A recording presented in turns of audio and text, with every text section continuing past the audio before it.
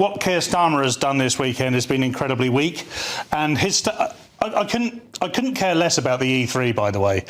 Establishing the E3 this weekend means very little. Yeah, but just the E3, by the way, for those at home, explain what that is. So the E3 is the collective of Germany, France and the United Kingdom, and they've come out with a joint statement to say almost exactly the same thing, that they will support the US, but in a limited way, in a defensive way, and not in an offensive way.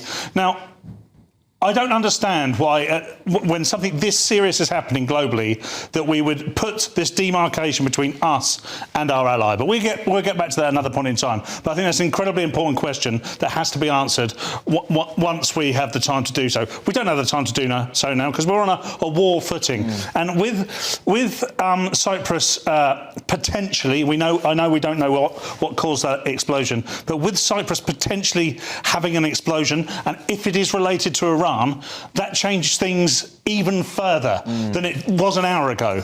Make no mistake about it. If you attack a UK base, irrespective of who does it, then we have to take action. It's really interesting, Paul, because there were reports earlier on today that were put to, I believe, to the Defence Secretary here in the United Kingdom, and what I heard from him was, well, you know, it wasn't really aimed at us, it was aimed at Israel or something, and it just happened to fly by. That would really put this into question if there was a second or seemingly second attack on the base in Cyprus tonight, and would really question the ability for this government to have made the decision that it made this evening to say we're only going to be defensive. I think we saw a French base get hit as well earlier on today. I think this is pure cowardness, cowardly governments in Europe. Why are they so afraid to jump in and help our allies defeat one of the most evil regimes in the world? This is not Iraq. This is not Afghanistan. This is very, very different. Yet we're hearing that line come out of the Prime Minister too. It's embarrassing. We have heard successive leaders on this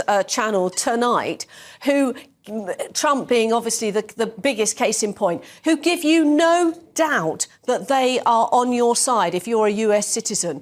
That minister you had from the UAE, he made it very clear, if you're in my country, I'm going to defend you. What does our Prime Minister say? He says, oh, well, no, I'm sorry, international law says this. No, I can't defend you. And then he changes his mind and says, oh, well, maybe I'll let you use our military bases. No, I'm sorry, this is not leadership. OK.